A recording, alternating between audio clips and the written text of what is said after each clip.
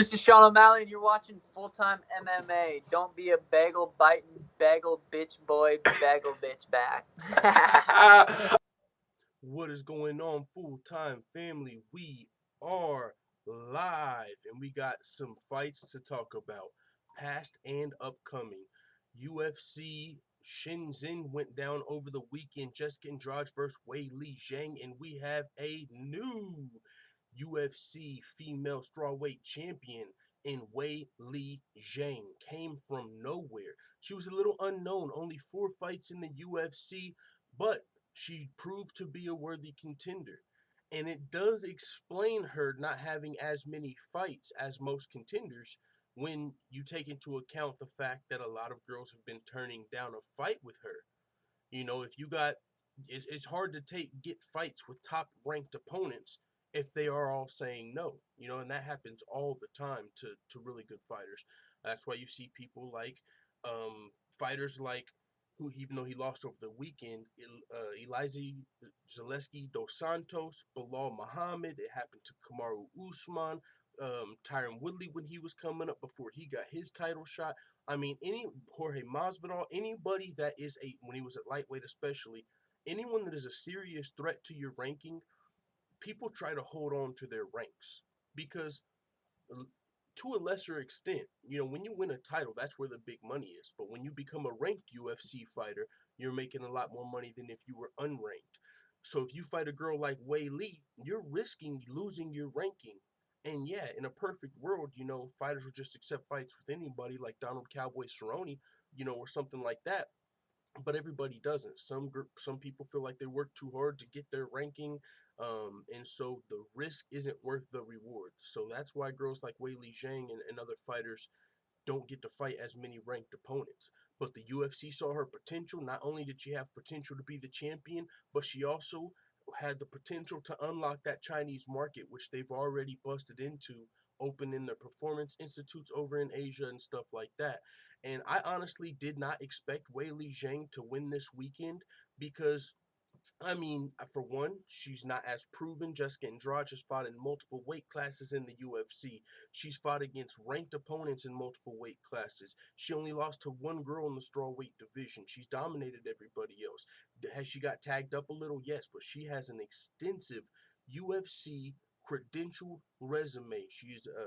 She took the hard road to get the title, and she won it. And this was her first title defense, and she was going into enemy territory, and I just hadn't seen enough from Zhang to be able to, even though it's great for the business of the UFC, with only 4 UFC fights, and I think her most impressive win was at Tisha Torres. I think that was her only rank. She just hadn't beat enough girls for me to, her resume wasn't proven enough for me to pick her to beat a proven fighter like Jessica Andrade. But she came in there, she got the job done. So, I mean, congratulations to her. It was a phenomenal performance. First round TKO, I mean, and if you're the UFC, you got to be happy. I mean, I don't know if you guys know it or not, but I'll scroll down a little so you can see. So on the new belt, you see the flags? Anytime a UFC fighter from a new region wins a belt, it also adds that region to the UFC's new design of the belt. So, of course, you know, you'll see the Mexican emblem. I believe that was probably from Tony Ferguson. I can't think of the most recent Mexican American fighter. And Tony Ferguson did have that interim title. So, with Weili Zhang being the very first Chinese UFC fighter, that will now be added to the new UFC belt, which is interesting. How do they do that to fighters that already have a belt? You know, if you defend your belt, you get to turn your silver rubies into, you get to turn your silver diamonds into, you know, rubies. Like, that's how they prove you've defended your belt.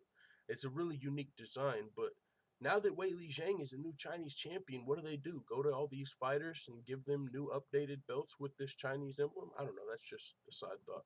Either way, Weili Zhang, phenomenal performance. She TKO'd Jessica Andrade, and honestly, I don't see Jessica Andrade getting an immediate rematch unless, I mean, there's no other opponents for Weili Zhang when the time is up, but honestly, I don't see it. Yeah, but Jessica Andrade TKO'd in the first round. I don't really see there being an immediate rematch unless there's no other options. When you got girls like Rose, who is taking a vacation, but Tatiana Suarez on the come up.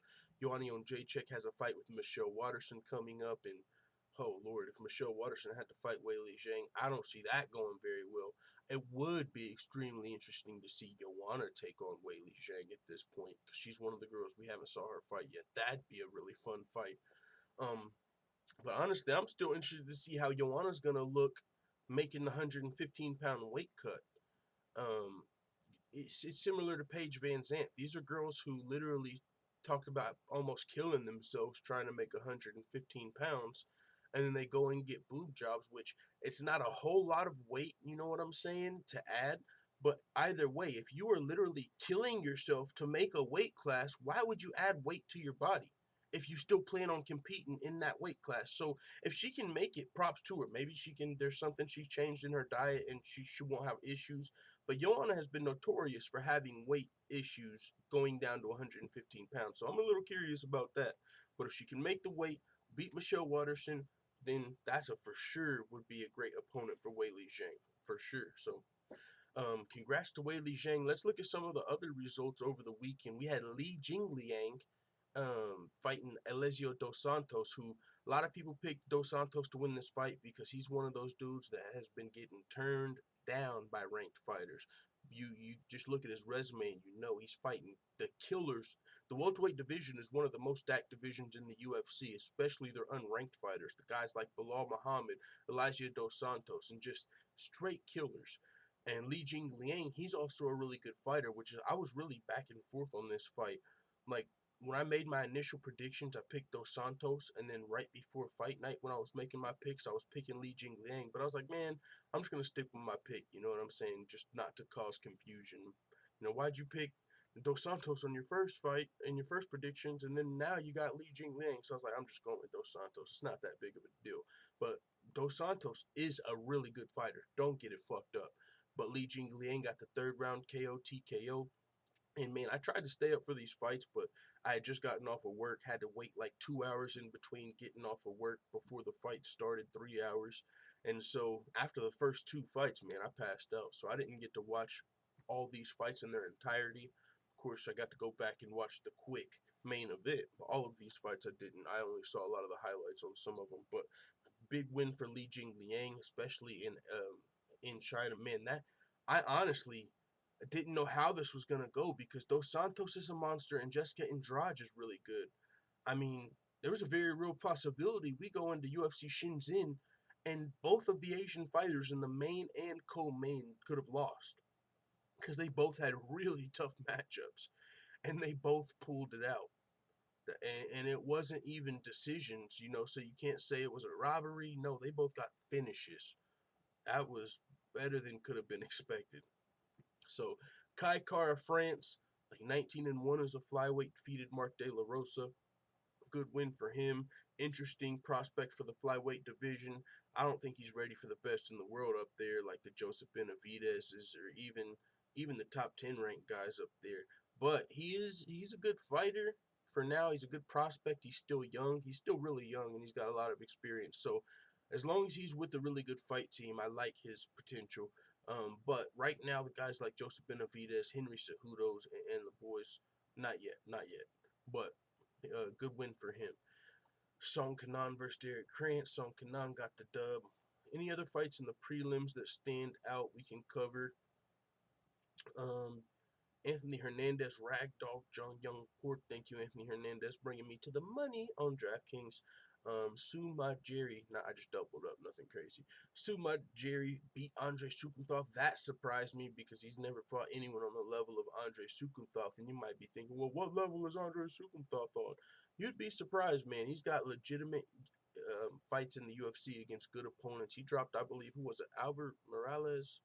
I believe he dropped him 3 times with 3 jabs in the same fight. Went on to lose that fight via split decision. But Andre Shukumthoth he fought Flash, not Terrion Ware. Who did he fight? Let me look at his resume. Andre Shukumthoth. He's fought some legitimate opponents in his MMA career, unlike Suma Jerry. So I did not expect Suma Jerry to come in here and beat Andre Shukumthoth the way he did. But congrats to him. I mean, Sukumthought has even got takedowns in some of his previous UFC fights, and he got none in this fight. Completely outstruck. That was one of the, I thought Andre Sukumthought was one of the guys who I was more confident in winning that night. So that was kind of surprising to me. But hey, man, I mean, it went down and he did not get the W. All right, now, other than that, let me pull up the chat, see you guys' thoughts on these fights over the weekend before we get into talking about, UFC 242 and such.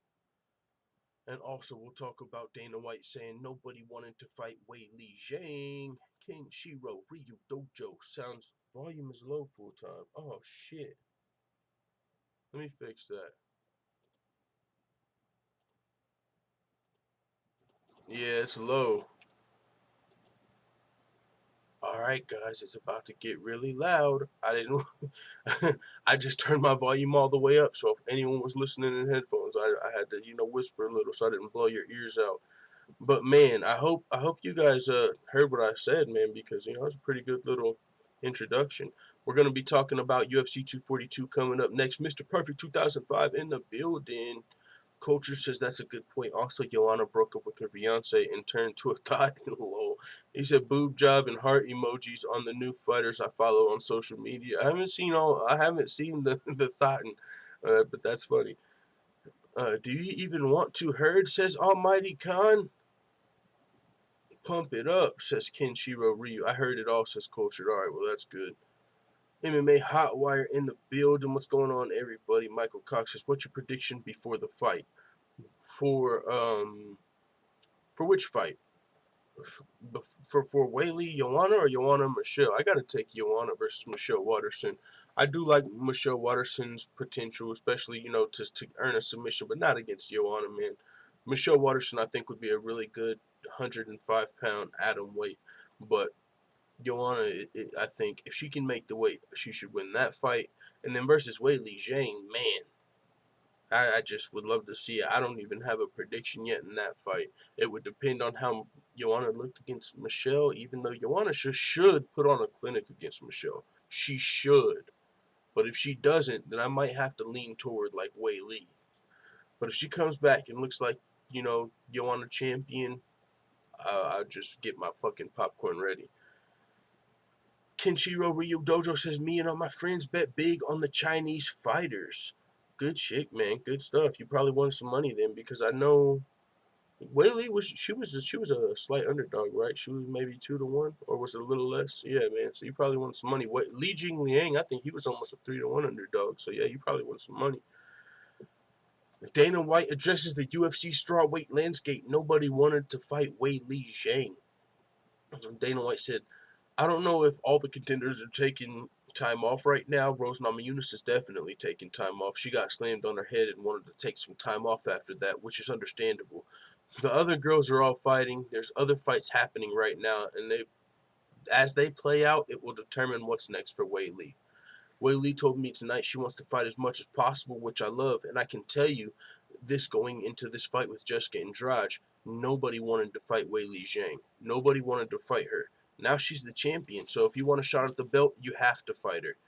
And he said it's funny because I asked a lot of fighters what they thought about this fight, and everybody thought that Jessica was too strong for Weili, and there were too many unanswered questions about Weili, which is true, and that's what I felt. There was just too many unanswered questions. That's a great way to put it. He said, but if you've seen her fight, you can tell she's well-rounded. She's super talented, but how's she going to deal with the pressure of fighting for the title for the first time in her home country? Also, I think it was her first 5-round fight. All the peeper here, all the other variables to play into the fight, exactly. Fighting in her home country, sold out, main event, 5-round fight, all those intangibles play into it. But Dana White said she looked like a world champion tonight. She looked like one of the most vicious women on the planet Earth tonight. She looked incredible. No. The answer to your question is no. I did not see it ending like this. And he said the fight that happened tonight, the UFC is a global sport. Tonight, Weili's performance was so good and so big.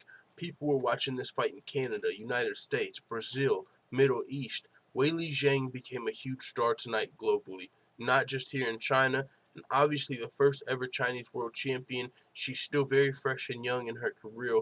We'll see what is in store for her, but she's off to a good start. So, yeah, man, she's definitely off to a good start.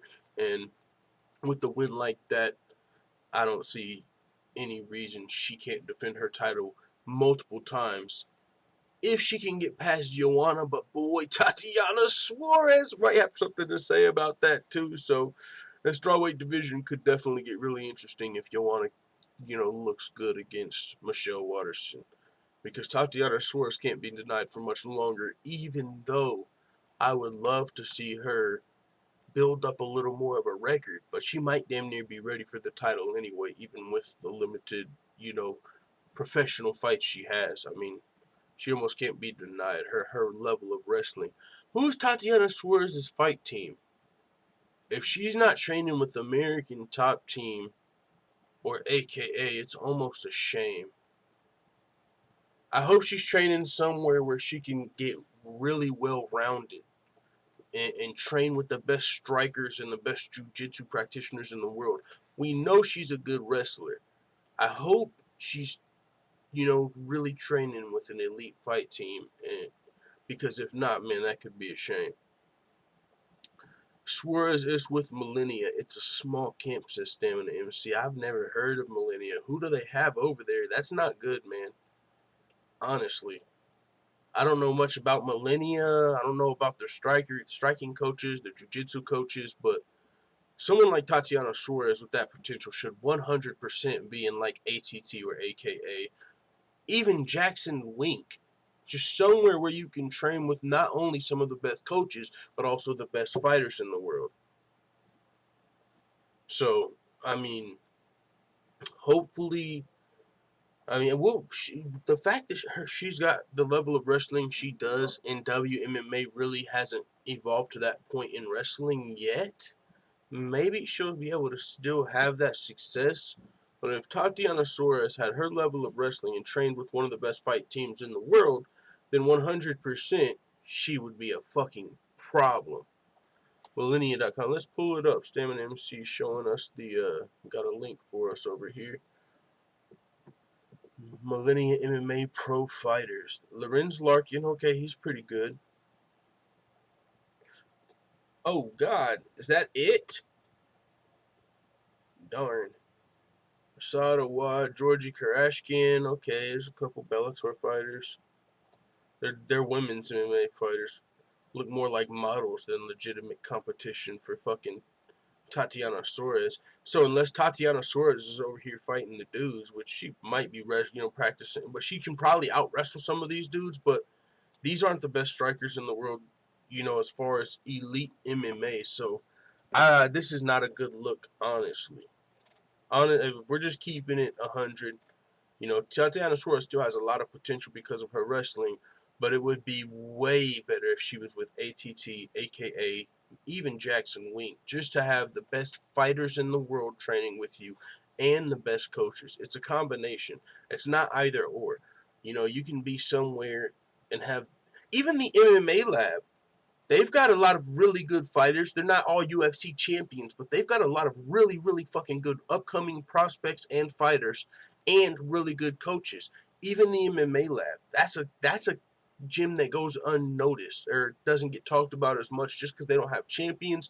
But God, when their prospects come out of the MMA lab, they are UFC ready. 100%. They come into the UFC looking really good. So the MMA lab, ATT, aka Tatiana Suarez, really should be with one of them, because Lorenz Larkin is her most prominent teammate out of all of these people. And as far as women's MMA fighters, I didn't see anybody I've ever saw. So, but it is what it is. Hopefully her wrestling will be able to get her past these really good fighters like Joanna, Weili, Jessica Andrade. But man, this is not I was hoping she trained with a more prominent fight team. But hey, man, she does have really good wrestling. Extreme Couture, Mark Henry, Faraz Sahabi, Henry Hoof, so many guys, 100%. All of those places have great. Hold on, guys, 1 second. All of those places have great fighters to train with and coaches. Hey, dogs, chill out. Is that you, Pops? Yeah. Here you go. I got you. Here's your phone. Yep. Does Black Cloud says now she's going to need. Thank you. All right. She's going to need better striking if she faces Zhang or Joanna. Yeah, we know you got good wrestling, but are you developing your striking and your jiu-jitsu to the elite level? And usually, if you're not with the best fight team in the world, I mean, you can win some fights. I mean, we see Valentina's able to have success at the highest level, but she moves around and trains with the best. You know, she's not stationary. They move around and train all around the world with all the fighters. She moves around, which might even be better. If you're able to move around, you know, spend some time at ATT, spend some time at AKA, spend some time at Extreme Code Tour. So, you know, you can spend some time with Mark Henry. If you can do it like that, that's pretty high level too. You know, go spend 3 months here, 3 months, like that's real good shit. So Valentina's way might be the ultimate way, but if you're just staying at a small gym, then I don't really like that. George Page says Cyborg fights and practices with men. It helps with their strength, but if you're not training with the best in the world, it doesn't help you. Like, we know Cyborg's strong, and we know she's a good striker. You got to develop to be well-rounded, and you've also got to develop to be technical. You can't just do the same thing over and over, and you know what I'm saying, and evolve with the game. Cyborg, you are 100% correct. It helps with her strength. Definitely helps with her strength to, you know, practice with those men, but Tatiana Suarez is over there. That's what she's doing, I would imagine, because those WMMA fighters weren't. I've never seen any of them even in Invicta or Bellator, honest. So I'm sure she's training with a lot of the men, and she's probably, you know, having some good wrestling sessions over there. But I don't know who over there is going to develop her striking and her jiu-jitsu to that elite level. But we'll see how it pans out. Anderson the Spider Silver says Zhang would stotch Tatiana. Tatiana. Yo, we gotta remix that whenever her title fight comes up. Even though we've already did that, Tatiana was made for Tatiana. Desktop Black Cloud says it's kind of off topic, but what if the UFC used Blueface Tatiana's song for the promo of the female divisions? You see slams and head kicks and ground and pound for like she should, well, I don't know, she probably don't want to own up to it and just walk out to that song, but definitely could be one of her, like, you know, highlight video soundtracks. All right, let's look at UFC 242. Khabib versus Poirier. It's only 5.5 days away. Saturday, September 7th. And it's going to be literally, it comes on at 9 in the morning my time, 1 p.m. In the evening my time. Just a perfect morning/daytime card. It's not at like, you know, like 3 in the morning. It's 9 in the morning, early prelims. This seems like the perfect time for a card. Fights are going to be over about 4 o'clock, 5 o'clock p.m., ready to just start the motherfucking day after seeing some awesome violence in the form of UFC 242 Khabib versus Poirier. I don't know. A lot of people might get fucked up that night at bars, you know. No, they should be good. They should be good. It's damn. She says, we knew Tatiana needed better striking even before her last fight. Being compromised didn't help, though. Yeah, I mean, and if you're not making that move, man, and if you don't have elite striking going against Weili or Jessica, you can get flatlined. And they're strong, so her wrestling technique should help, but they're strong. Tatiana better be a huge 100. She's going to need size to beat those girls with her wrestling. You can't just be a technical wrestler. You have to have a size advantage with your wrestling if you're going to expect your wrestling to carry you. If you're not well-rounded. Ben Askren is going to need a size advantage, or honestly, unless he wins a decision or gets a submission, he's going to need a size advantage to dominate guys with his wrestling. That's why the Masvidal matchup was the one he was supposed to win.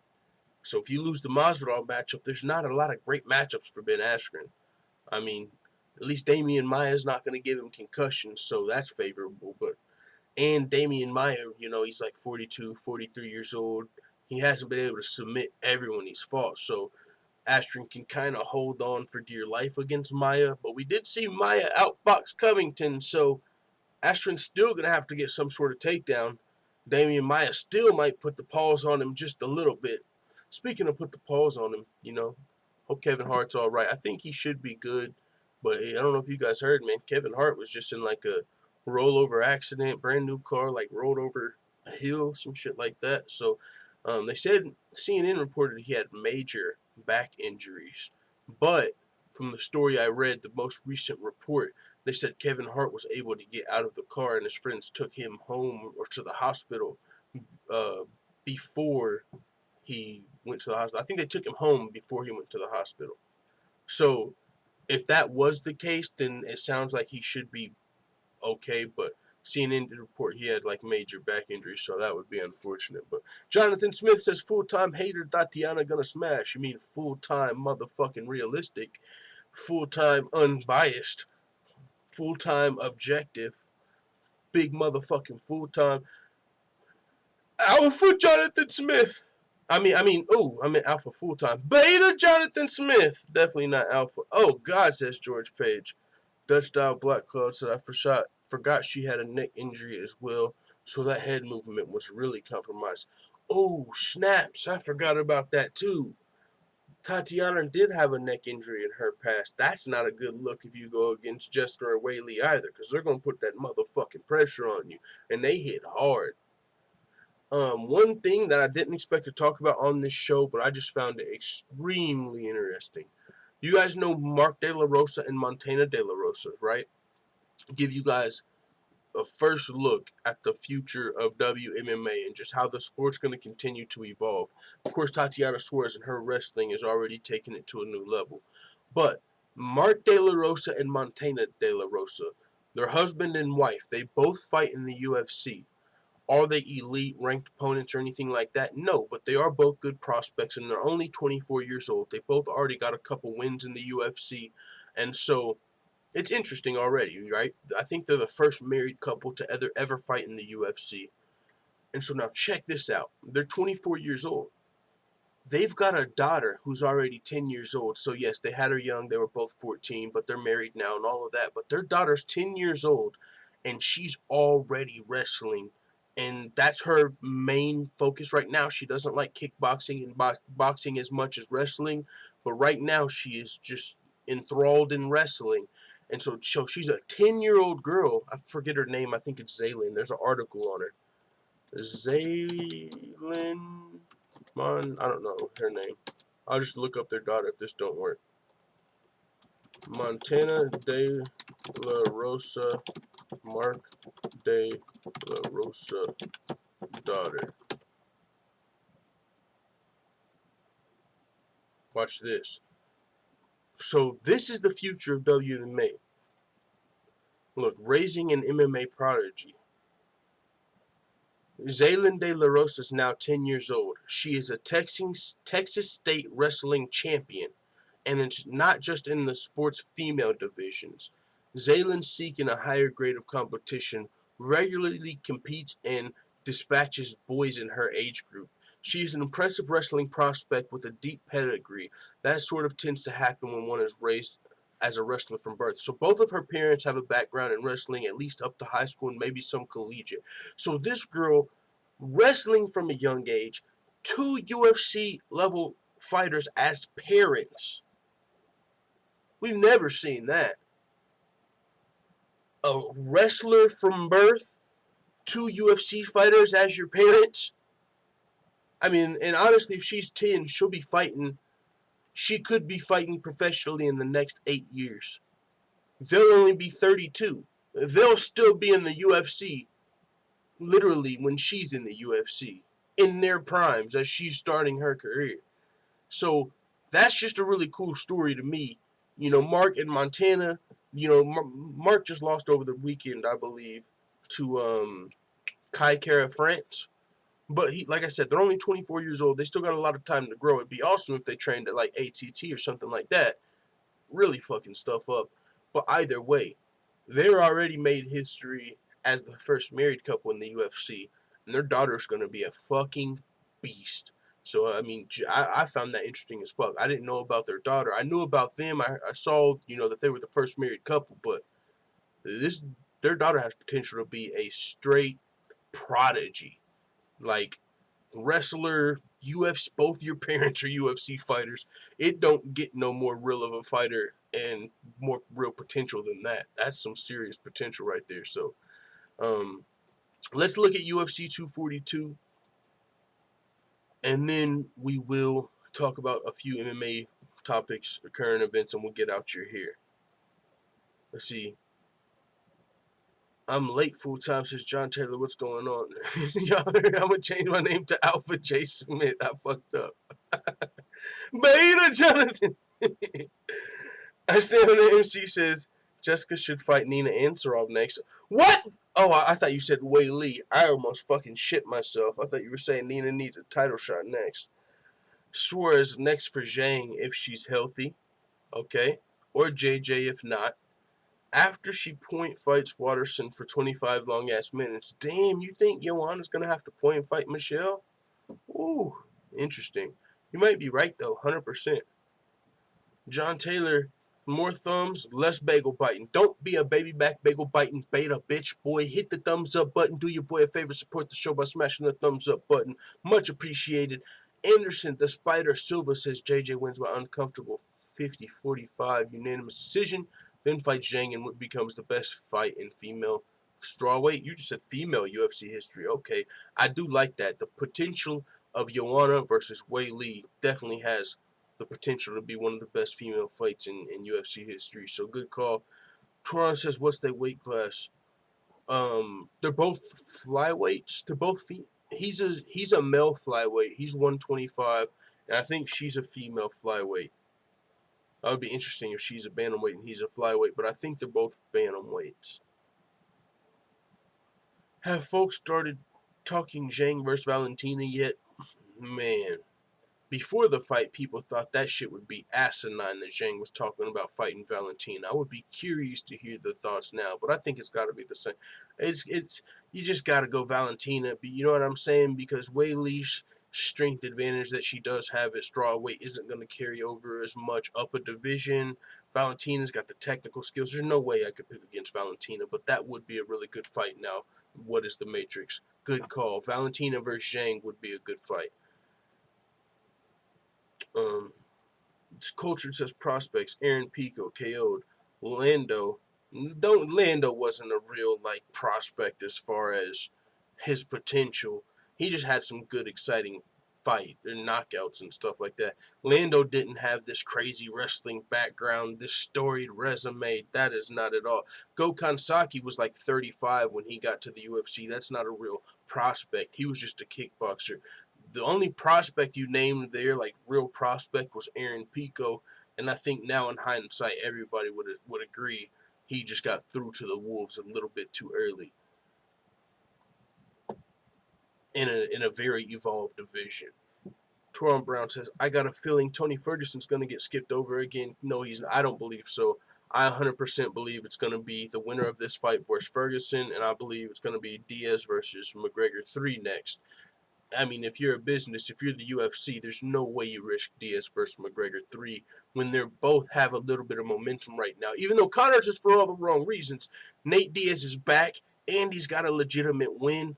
We've got to strike while the iron's hot because he was just on a 3-year hiatus, and we don't want to go 2 years again of him, you know what I'm saying, being out and just lose all your momentum. While he's got this momentum, we got to see Diaz versus McGregor 3, and I just think the UFC's waiting to announce that fight to see what happens in Khabib versus Poirier.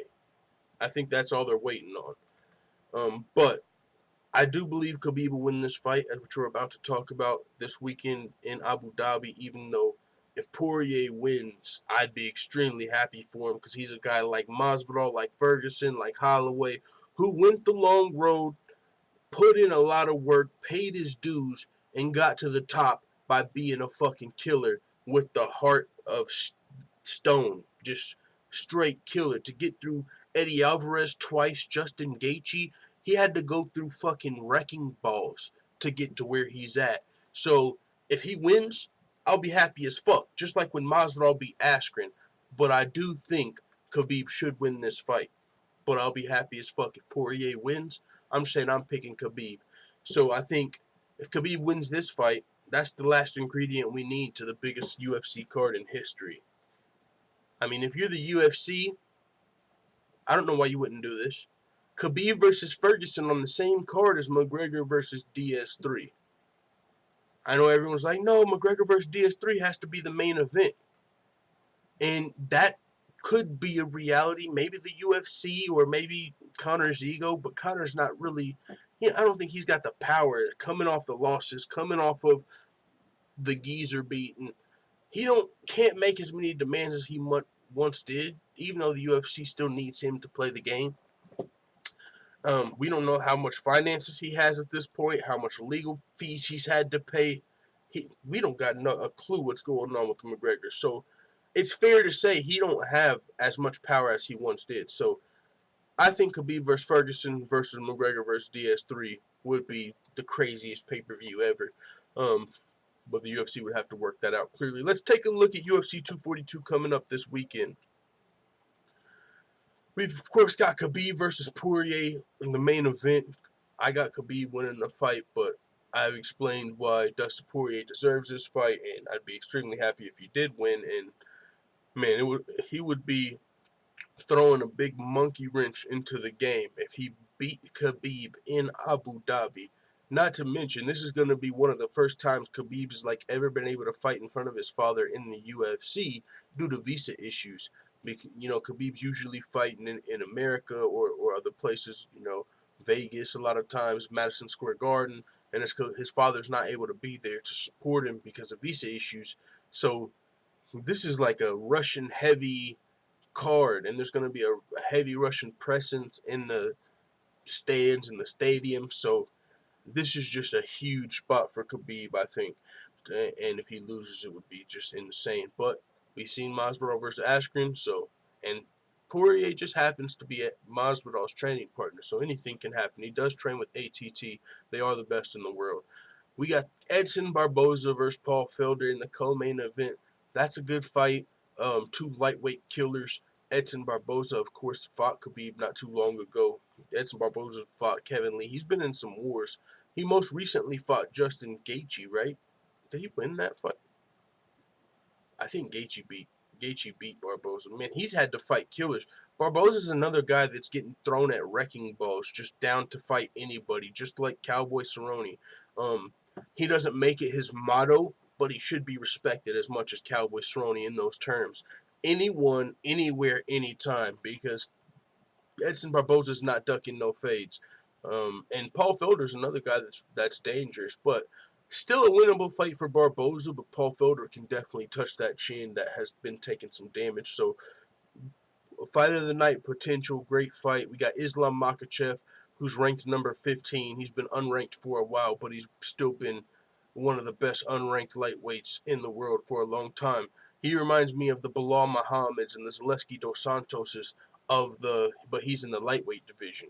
He could easily beat a lot of these ranked dudes, but it's just so packed with talent at lightweight that he hasn't been able to bust into the rankings, and he's another guy that people turn down the fight, like Weili Zhang and all of these, really good unranked fighters where the risk is not worth the reward.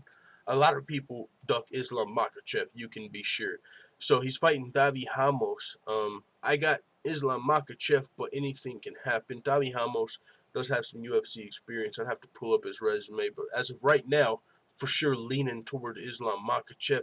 Curtis motherfucking Razor Blades coming back to take on Shamil Abdurkimov.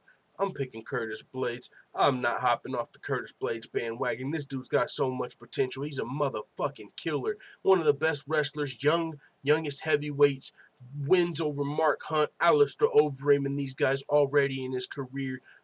Did I mention the phenomenal wrestling? I think he was a D1 wrestler. He's a heavyweight. He's only like 27, 28 years old.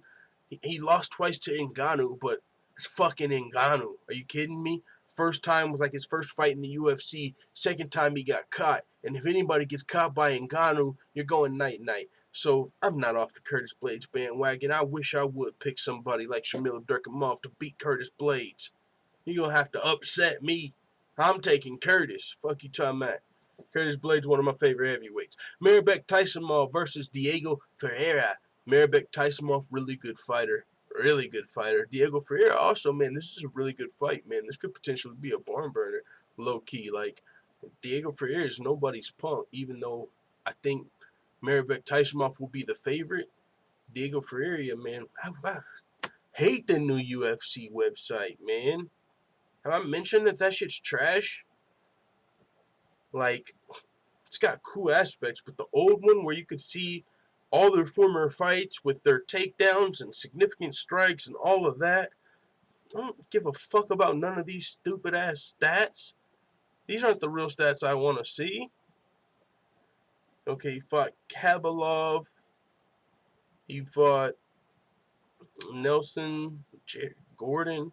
Nah. Let's see. Where's the win? They don't even say who won these fights.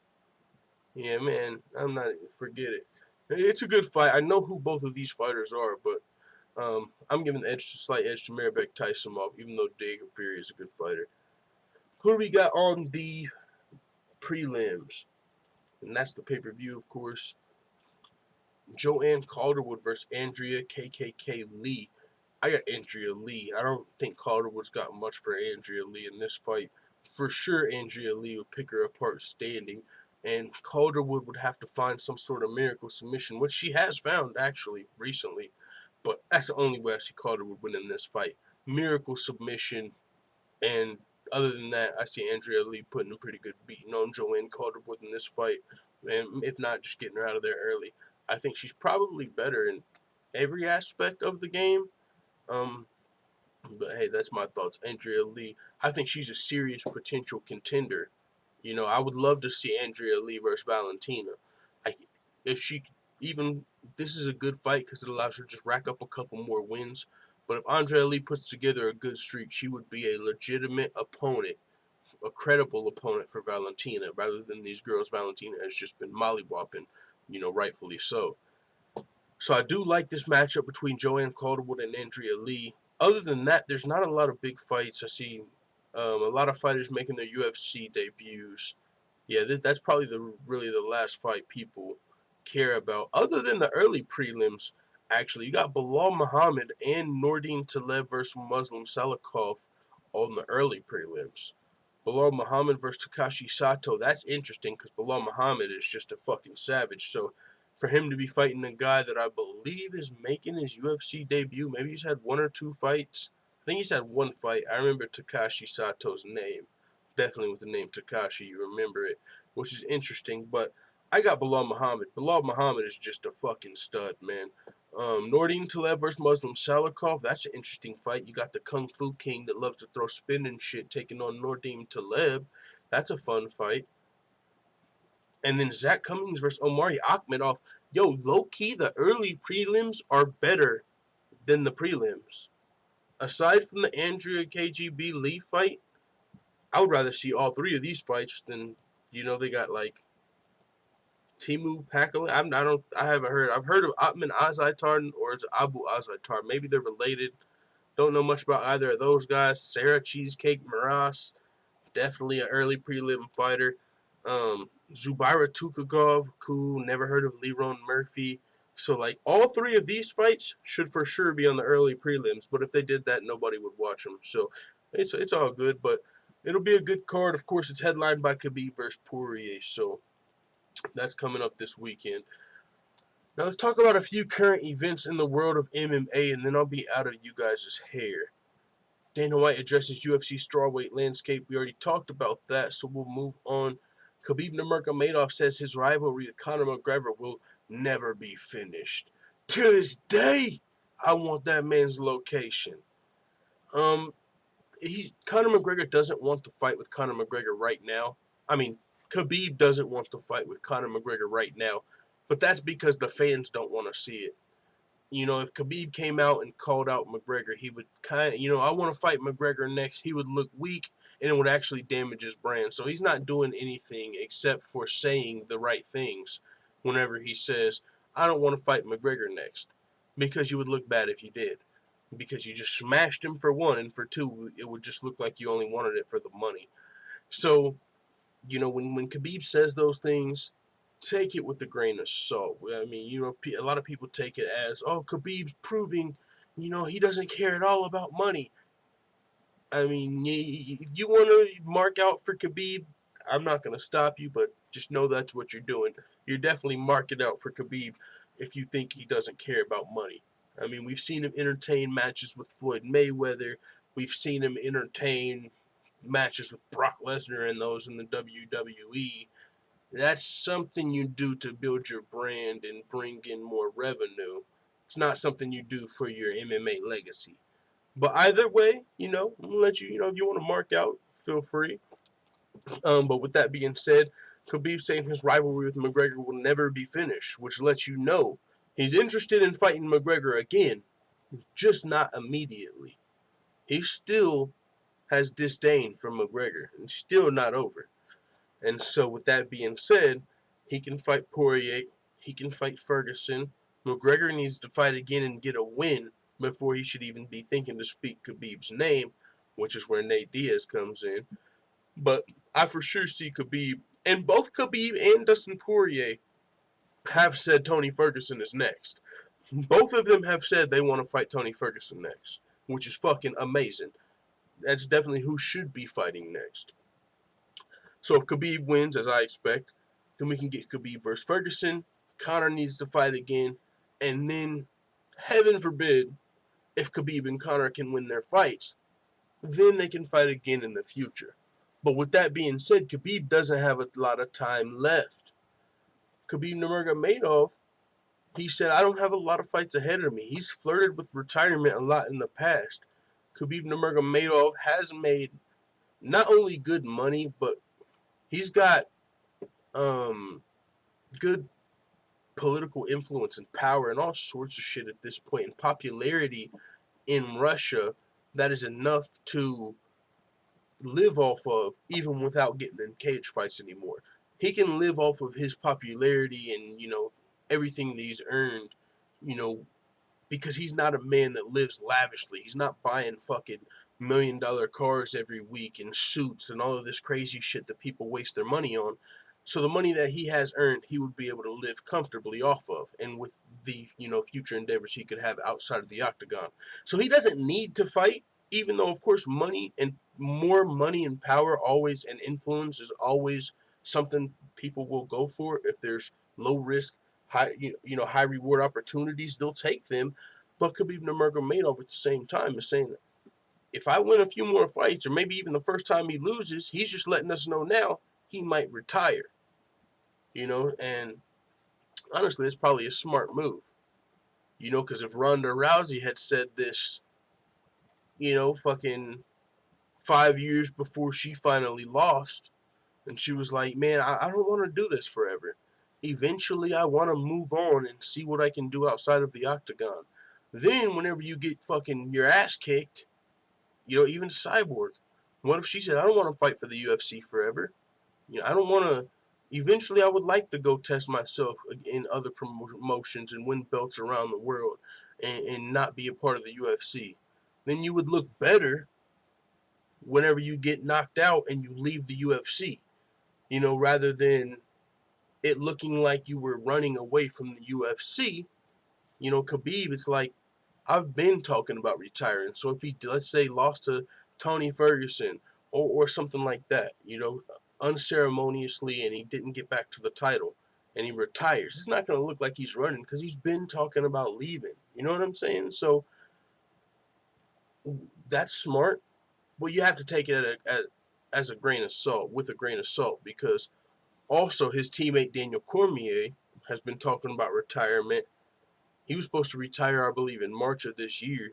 He just came off of a fight like a month ago, and they're talking about now, instead of just fighting John Jones, DC might have 2 more fights left. He might be fighting Stipe in a trilogy fight, and then if he wins that one, fight John Jones. So instead of retiring in March, DC might not be done, you know what I'm saying, for the next couple of years. And so with Khabib, it's kind of open-ended. We don't know when he's going to retire. He's just saying it's going to be sooner than everybody thinks, which is Okay, respectable. I mean, who wants to be a cage fighter forever? You would like to make enough money to ultimately be able to live without putting your blood on the line. You know what I'm saying? For people who don't give two shits about you outside of the octagon, they just want to see people get in there, entertain them, and move on to the next fight.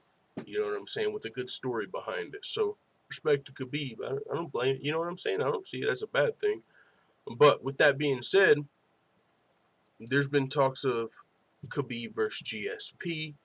That could be crazy because we know GSP, if he fights again, he's probably going to retire right after. Like, in a perfect world, if Khabib could fight Ferguson and get past him, and, you know, of course, he'd have to get past Poirier, and then if he could fight McGregor, you know, those are all huge fights. And if he could win those, I mean, already his stardom is higher than it's ever been, but if he could beat those guys, that would be somebody I think GSP would be interested in fighting. That would be something that gets GSP's dick hard, if you know what I'm saying. He's undefeated. We could open up a new weight class. We could fight at 165. It's a legacy fight. Khabib versus GSP could be amazing. And if Khabib went on and fought Ferguson and fought McGregor and then fought GSP, he definitely would never need another dollar. So win or lose, you could retire after that. But if you... Ideally, I hope he kind of retires after he loses. I don't want to see Khabib, you know, just because, you know, I would want some closure in the lightweight division. I mean, respect to it. If you can get out of the game unscarred on top, I mean, it's ultimate respect. But just as a fan, like I said, fans who don't give a shit about you outside of the octagon, I want to see that lightweight title passed on before you take off. That's just the reality. So that's why these fighters got to do, like I said, man, us fans, we want to see the sport continue. You know, we don't want to see our favorite fighter fucking retire after they get one big payday or two big paydays. But we're fans, and we're selfish in that aspect, and that's why fighters have to be selfish when they make their decisions for their career. Moving on, Dustin Poirier says, if I go out there and stop Khabib, I'm the best lightweight fighter in history. And he's got a great case. If he beats Khabib, first one to beat Khabib, and he's got a good chance. He's got knockout power. He's dangerous. He's been dragged through the, you know, depths of the lightweight division. He's literally got thrown at wrecking balls in his last 3 fights. Alvarez, Gaethje, Alvarez, and was there another fight in between there? Wouldn't be surprised if they made him fucking fight Edson Barboza 2 before all of this. Just straight wrecking balls. And so if Poirier can beat Alvarez twice, Gaethje in those, you know, just gritty, no better word, gritty performances, then I believe he has a great case of being the best lightweight fighter in history because he beat Khabib. He's also fought at multiple weight classes, even though he wasn't the champion at featherweight. You know, he's got that multiple weight class success, but he's probably never going back to featherweight. But either way, if he can beat Khabib, especially in Abu Dhabi, he's going to shake the world.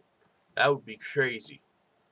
But even though he's so good, it wouldn't be crazy. It's just the intangibles are what makes it crazy. Dustin Poirier is so fucking good, he could for sure win this fight. He trains with the best fighters in the world. He trains at AT&T. He's got great wrestling. He's got great wrestling defense. He's got great striking. He's got power. He's got good jiu-jitsu. He could for sure win this fight. But the fact that there's so much on the line for Khabib is what makes it crazy if he loses. So much on the line. So I can't wait to see it, man. We've got Colby Covington talking about Kamaru Usman. He said, I'm seriously going to leave that dude fucking crippled. Colby Covington. Let's just, you know, read some of this Colby Covington heat. He said, I can't wait to bury that guy. Me and Dan Lambert were calling for that fight as soon as he won the Ultimate Fighter and he beat my teammates at American Top Team. We were begging for that fight, and him and Glenn Robinson turned the fight down. He said, I think it's time to unify my belt with Marty Fake Newsman. This fight has so many angles. The Palms buffet line. Look at Marty Fake Newsman. He was faking an injury when he fought Tyron Woodley. He's in a wheelchair after the fight with Woodley, acting like he's hurt, getting wheelchaired to the press conference. And 8 hours later, he's jumping me in the Palms buffet line, jumping over barricades, pushing a pregnant lady out of his way to get to me. It just shows how fake he is. He's the CNN of the UFC. He said, I feel bad for my friends because when the Usman betting line first came out, I was like a 3-1 underdog, and all my friends were going to get rich. Now I feel bad. Now the world's seen what I'm capable of. The Vegas line's a shark. It's probably going to be a pick 'em. I mean, it should be me as a 3-1 favorite, but they put credibility in Usman's win over Woodley, which is a joke because Woodley's not even a top 20 fighter anymore. Oh, go Colby. Fucking go Colby. Set these motherfuckers ablaze. Yo, I love it. I fucking love it, man. I watched like some old school WWF, the Rock's best trash talk. He used to light motherfuckers up, man. And that is, I don't give a fuck what nobody says. Even now to this day, if you go back and watch that, it's highly entertaining. And I honestly like Colby more when I know that he's trying to bring attention to himself. I realize you can't just let it be known to everybody. Hey, everybody, I'm faking it. Fuck all you guys. So he has to keep up the gimmick, but I do like that behind the scenes, I know Colby Covington's a good fucking guy. Like, I've seen, even in his earlier in his career, he was a humble, he was a really good dude. This is a shtick, and I respect it because he's getting better and fucking better. And honestly, when he goes to the WWE, he's probably going to be pretty successful because he's really just getting better and better at this. He says, I'm seriously going to leave that dude fucking crippled. I'm going to fuck that dude up. He says, it was too bad he was running from me for so many years. Now he has no choices. It's either you fight me or you don't fight at all. You lose your #1 contender belt, and we don't hear from you anymore, and the world figures out the coward you really are. He's got nowhere to go. It's put up or shut up. Talking up good game. I don't know, man. I kind of feel like, see, and it's crazy because I'm with the betting lines. When this fight was first announced, I thought Usman was going to fucking destroy Colby. And I'm not even putting a whole lot of stock into his win over Robbie Lawler. I'm putting more of a stock into his credentials. But if you look at their size, let me pull up a picture of these two dudes. That's where I think Usman's advantage comes in. Usman versus Covington. I mean, he just looks so much more fucking jacked as a welterweight. Right? Let me see a good picture. I mean, even right here. And if you saw, like, Colby, whenever he fought Robbie Lawler, it was, he looked a little small in there. So, both of them, now Colby has better technical wrestling, probably better technical striking, even though Kamaru trains with really high-level guys, so that's a tough call. ATT's the best, but man, the Black Zillions literally also have elite trainers, elite training partners, so they're up there with the best in the world 100%. So, Usman, it's not like he's training with some fucking low-level gym, right? It's bad fighters, not great coaches. He's training with killers, so can't give him Colby that much of an advantage from fight team, even though ATT to me is still #1 as of right now. Either way, Usman might have that size advantage, and in wrestling scenarios, that really helps. And if you got the strength advantage and the size advantage, that could help. But Colby wrestled at D1, and I believe Kamaru wrestled at D2. So he wrestled at a higher level, trains with higher level fighters. I really think if Kamaru wins, it'll be his power and size advantage. That's really what he has here. Because Colby's good everywhere else. Colby's got good technical striking. It's not elite, but he's a good striker. Great wrestler. Amazing cardio. So, Usman, that's why now I'm with the betting lines that, it's a pick 'em for me. I don't know what's going to happen. At first, I was leaning Usman. Now it's a pick 'em, and that's how the odds literally moved. What the fuck? Why is my live stream right there? All right. So I think we got one more thing to talk about before I get out your hair. Gregor Gillespie calling out Anthony Pettis at UFC 244 in New York, and what Chael Sonnen has dubbed the worst call out in UFC history. Let's take a listen. So for the last 6 fights, everyone's been pressuring and annoying me. Oh, you guys can't hear this. So let's refresh it and unmute it so you guys can hear this. So for the last 6 fights, everyone's been pressuring and annoying me to call somebody out. I never wanted to, but I think it's time to play the game.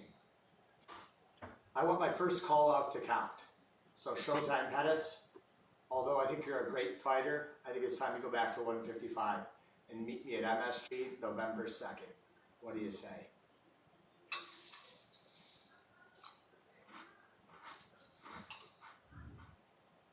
So fucking robotic. I completely agree with Chael. I don't know if it's the worst call out ever, but it's bad. I mean, didn't pour the milk as Chael Sonnen. I mean, my thought at first was, well, maybe it's because, you know, he had like 5 takes and he didn't want his milk to overflow because he kept pouring all this damn milk. But yeah, he didn't pour any milk, dry cereal, and there was just no emotion in it.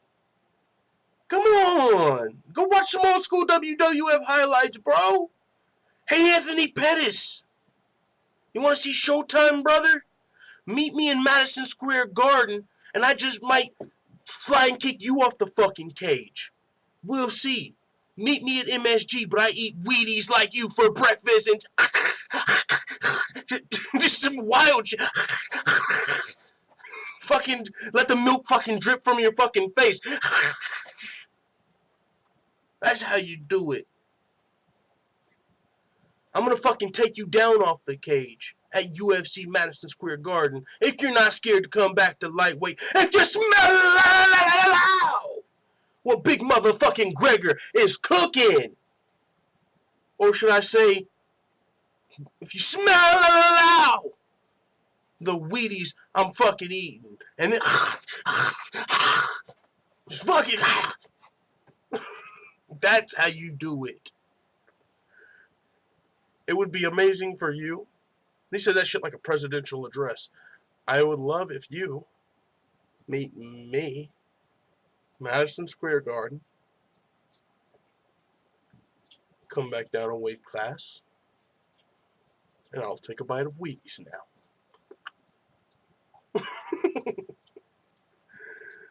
But yeah, man, at least he tried. He's getting out there, so respect to him, props to him, getting a little bit of coverage, getting a little bit of headlines, and that's what it's all about. And practice makes perfect. Keep it up, Gregor. You know, it's about the effort. He gets an E for effort. Next time, I bet you he gets better. Fucking smash that cereal. Don't fuck around with these guys. That shit. That's how you do it. I'll make some fucking killer promos. I need to be some of these dudes like social media fucking entertainment directors, trash talk director. 100%. I actually am good at that shit. Check out some of my previous troll calls. Light motherfuckers on fire. But hey, man, salute to Gregor for trying. But with that being said, I think that's all I got to talk about for the day. But make sure you guys, if you haven't yet, you click the link in the description. Come join the Discord. We be chit-chatting all day about MMA, random stuff. We do fight predictions. It's anything, man. We got all type of stuff we talk about and share all day over here in the full-time MMA Discord. Pretty much if you're watching right now, if you're chatting right now, when the stream ends, the chat's going to continue with or without you. It's just going to be on Discord, which is, of course, free to join. You just click the link in the description, and boom, you're there. Chit-chatting after the stream is over, which it's about to be. So join the link in the description. Join the Full-Time Family Discord. Let us know what you think over there about the upcoming fights. And, of course, always during the prelims, even if we're not doing our fight companion for the early prelims, we'll be talking about the fights live over on Discord. So with that being said, I'm going to pull up the chat, give a couple of shout-outs, and I'll be out your hair for the night. Except for I'll be over there in Discord in your hair all night. Pause. Quincy Panola says, Dustin or Cowboy? Ooh, Dustin, wait. You mean Cowboy or Justin or a Cowboy, you mean? I got Justin Gaethje. Justin Gaethje, man, he's just dangerous. What is the Matrix says? Chill said that was the worst call out ever. Oh, yeah, it definitely could have used some fine tuning from your boy Big Full Time or even Big Chill P. Pyrotechnic or whoever's helping Henry Cejudo. John Taylor says, okay, Zingano is the GOAT. She beat Amanda. That's not how it works. George Page says, let's go out with some bust down, Tatiana. Bust down, Tatiana. I want to see you bust down. Beach. All right, I'll play it, even though they're going to take all of my advertisement pennies. But who cares? I got a second interview now for my second job. First job, I was going to have a second job earlier. That one didn't go well because the scheduling wouldn't have worked out with my job. But the job I'm about to start working at, second job, they need people bad. So I'm definitely about to have a second job and shit. So I don't give a fuck about these YouTube pennies. Let's pull up UFC Yankovic. Bust down, Tatiana. Shadow banned and all of that shit anyway. You know what I'm saying? So fuck a YouTube. UFC Yankovic. Bust down, Tatiana. Alright, guys. I'll see you guys on the next live stream, live show, live on Big Full Time's channel. I'm out.